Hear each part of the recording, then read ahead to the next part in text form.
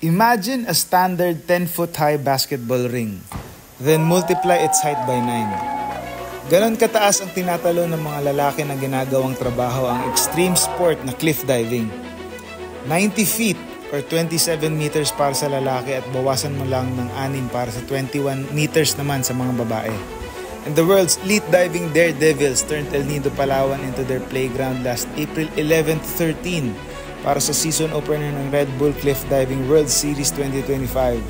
Ang British-French 10-time men's champion na si Gary Hunt at 8-time defending women's champion Rhiannon Ifland ng Australia ang nanalo sa first of 4 stops ng World Series ngayong taon to start their respective seasons on a high note. And at least may isang diver na may dugong Pinoy na si Phil Australian wildcard Santhia Penisi who finished 8 out of 12 female divers to get a chance to return to permanent status next year. Nakakabilib ang mga elite divers na to dahil sa mixed emotions na kailangan nilang pagsabayin habang tumatalon.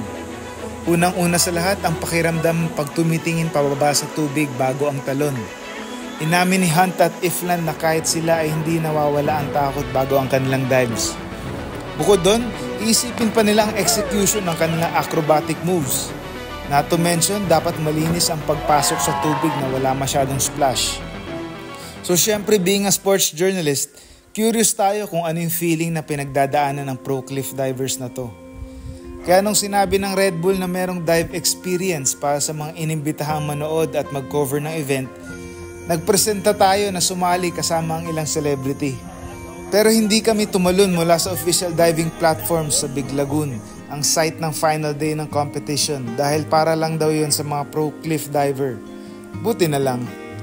Pinasubok sa amin ang 3 dive board na less than half ng height ng men's 27 meters, ang 7, 10 at 12 meters. After a short tutorial from cliff diving legend Orlando Duque, pumasok kami sa Big Lagoon gamit ang kayak. Tapos umakyat kami sa bamboo ladder bago makarating sa 3 magkakatabing dive boards. Pag tiningnan mo ang 7-meter platform mula sa baba ay aakalain mong mababa lang ang tatalunin. Pero once nandun ka na sa taas ay mukhang doble na ang taas nito sa lula.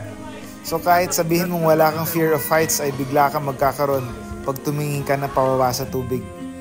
And the longer you stare down, the harder it is to jump. So when you're up there, don't overthink. Just do it. At sa 7 meters pa lang yun what more sa 10 at 12 meters.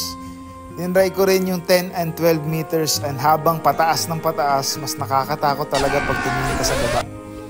Will Dasovich even took it up a notch kasi natalon din niya yung mula sa mas mataas na platform na ginawa para sa cameraman ng event with an estimate height of 15 to 18 meters. Siguro may magtatanong, ano makukuha mo pag tinalon mo yun? Delikado na nga, hindi ka pa babayaran. Oo nga naman, for sure yung thrill yung hanap mo. But when I think about it, para sa akin, it's more about being able to simply prove that I can do it. And when you do it, nakakatakot pa rin para sa akin yung feeling habang nasa talon na wala kang matapakan. But regardless of how high the jump was, the most important thing is deciding to jump. And like anything in life, it's a leap of faith. Hindi mo malalaman yung feeling ng satisfaction o fulfillment unless you get past your fear and do it. Kaya saludo sa mga pro cliff divers na to for being able to do this for a living. Ikaw, susubukan mo ba na tumalon sa taas na siyam na pinagdugtong na basketball ring?